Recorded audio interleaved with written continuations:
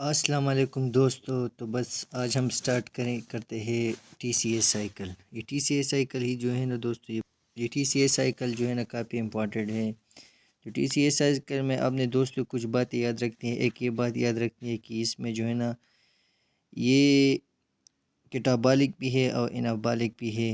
एक ये बात याद रखनी है। दूसरा ये बात याद रखनी है कि इसमें जो है ना एटीपी की यूटिलाइजेशन नहीं होती। और तीसरा ये बात याद रखनी है, जो पायरुवेट हमारे साथ बना हुआ है वो जो है ना वो एसीटाइल कोए में चेंज होता है। और चौथी बात ये याद रखनी है कि मेनली कहाँ पर होता है, माइटोकॉन्ड्रिया में होता है। टीसीएस साइकिल के हवाले से जो एमसीक्यूज आते हैं उस पर हम डिस्कस करेंगे। आपने मैं जो स्टेप आपको बता रहा हूँ, इनमें कुछ स्टेप बहुत इंपॉर्टेंट है। वो स्टेप कौन कौन से है जिसमें एन जो है ना वो प्रोड्यूस होता है, एफ जो है ना वो प्रोड्यूस होता है, एटीपी।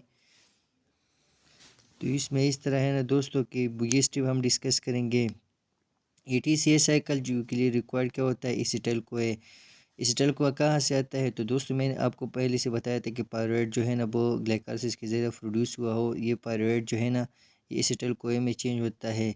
दूसरा एसिटाइल कोए किस तरह आता है, ये पेट की जब बीट ऑक्सीडेशन होती है तो इससे भी पेट एसिड की जब ऑक्सीडेशन होती है तो इससे भी एसिटाइल कोए प्रोड्यूस होता है। अब पायरुवेट डिहाइड्रोजिनेज कम्प्लेक्स ने पायरुवेट को जो है ना वो एसिटल कोए में चेंज किया था। तो अब हम पर साइकिल डिस्कस करेंगे एसिटल कोए से। एसिटल कोए जो है ना वो हमारे साथ प्रेजेंट होता है माइटोकॉन्ड्रिया में। एसिटल कोए कंबाइन होता है किसके साथ? ऑक्सिलो एसीटेट के साथ। जब ऑक्सिलो एसीटेट के साथ ये कंबाइन होता है तो ये क्या बनाता है? ये हमारे साथ बनाता है सल्ट्रेट। ये किस एंजाइम के तहत होता है? एंजाइम जिसका नाम है इसका सल्ट्रेट सिंथेज एंजाइम। ये इसको बनाता है। अब दोस्तों आते हैं ये सल्ट्रेट की जब आइसोमराइजेशन करते हैं तो हम किस एंजाइम के तहत करते हैं?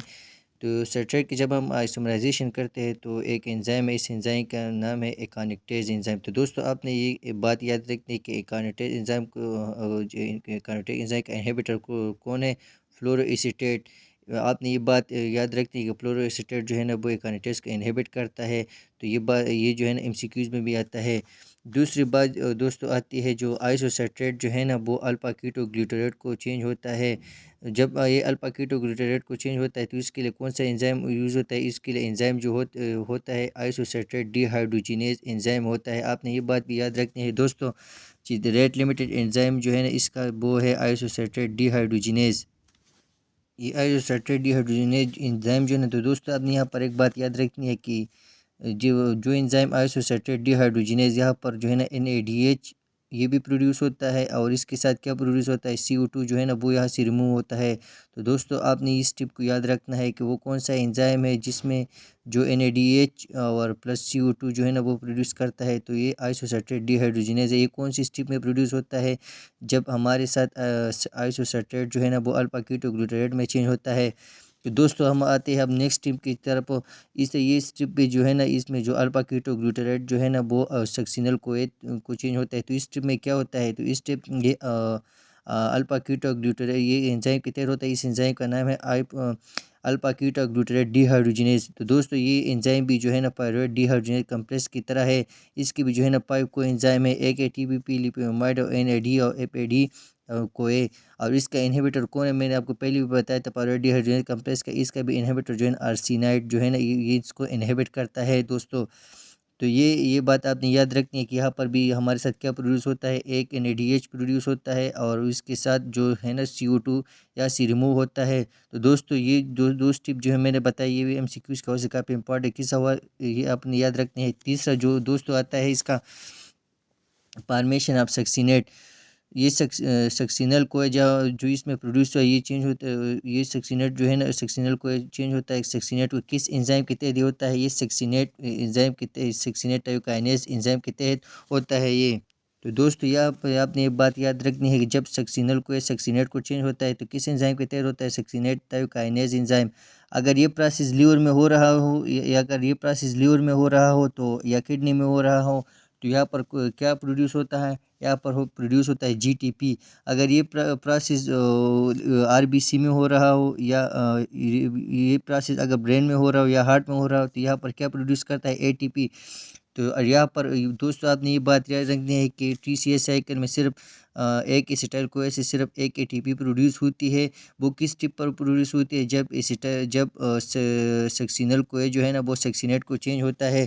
तो दोस्तों ये जो स्टेप मैंने बताई ये काफ़ी इंपॉर्टेंट MCQs के हवाले से, और आपने अगर रटना मारना जो भी करना इस स्टेप को ये ज़रूरी है क्योंकि ये MCQs में आते हैं। तो दोस्तों जो अब मैंने बात बताई है कि जब अब सक्सिनेट जो है ना वो किस चीज़ को चेंज होता है, सक्सिनेट जो है ना फ्यूमेरेट को, अगर सक्सिनेट फ्यूमेरेट को चेंज होता है तो इसके लिए एक एंजाइम होगा। इस एंजाइम का नाम है सक्सिनेट डिहाइड्रोजिनेज एंजाइम के तहत होता है। तो ये इस टिप में क्या प्रोड्यूस होता है? यहाँ पर प्रोड्यूस है FADH जो है ना यहाँ पर प्रोड्यूस होता है, नॉट NADH यहाँ पर प्रोड्यूस नहीं होता।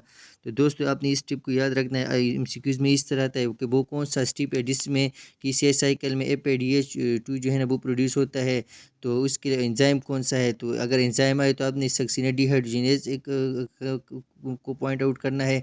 अगर सब्सट्रेट आ जाए तो आपने सक्सिनेट जो है ना फ्यूमोनेट को जब चेंज होता है तो यहाँ पर FADH जो है ना वो प्रोड्यूस होता है।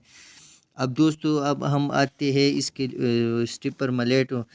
फ्यूमरेट जो एंजाइम है ना ये चेंज करता है फ्यूमरेट को, किस चीज़ को? मलेट में। तो यहाँ पर सिर्फ ओनली वाटर जो है ना वो प्रोड्यूस होता है हमारे। अब दोस्तों हम अब आते हैं लास्ट टिप की तरफ। जब मलेट हमारे साथ ऑक्सीलेट में चेंज होता है तो यहाँ पर क्या प्रोड्यूस होता है? NADH जो है ना वो हमारे साथ प्रोड्यूस होता है। तो दोस्तों आपने आपने ये बात याद रखनी है कि एक एसिटाइल को ऐसे हमारे साथ कितनी NADH प्रोड्यूस होते हैं? 3 NADH जो है ना वो प्रोड्यूस होते हैं। और कितने FADH प्रोड्यूस होते हैं? हमारे साथ सिर्फ एक FADH प्रोड्यूस होता है। और वो 3 NADH कहाँ प्रोड्यूस होते हैं? ये इंपॉर्टेंट है काफ़ी दोस्तों, ये स्टेप आपने याद रखनी है। इसकी जो एंजाइम का नाम है वो भी आपने याद रखनी है, और जो इसका इनहिबिटर है वो भी आपने याद रखनी है। और तीसरी जो है ना इसमें ATP प्रोड्यूस होगी। ATP जब प्रोड्यूस होगा तो जी अगर ये प्रोसेस ब्रेन में हो रहा हो या हार्ट में हो रहा हो, और GTP तब प्रोड्यूस होगा अगर ये प्रोसेस लीवर या किडनी में हो रहा हो। तो दोस्तों बायोकेम में ये सब कुछ भी इंपॉर्टेंट नहीं है, बस जो स्टेप मैंने बताए वो आपने करने हैं। ये MCQs में भी आते हैं, और जिसका ट्रेडिशनल सिस्टम हो वो इसमें भी आते हैं। बाकी इस तरह वैसा कुछ भी नहीं है।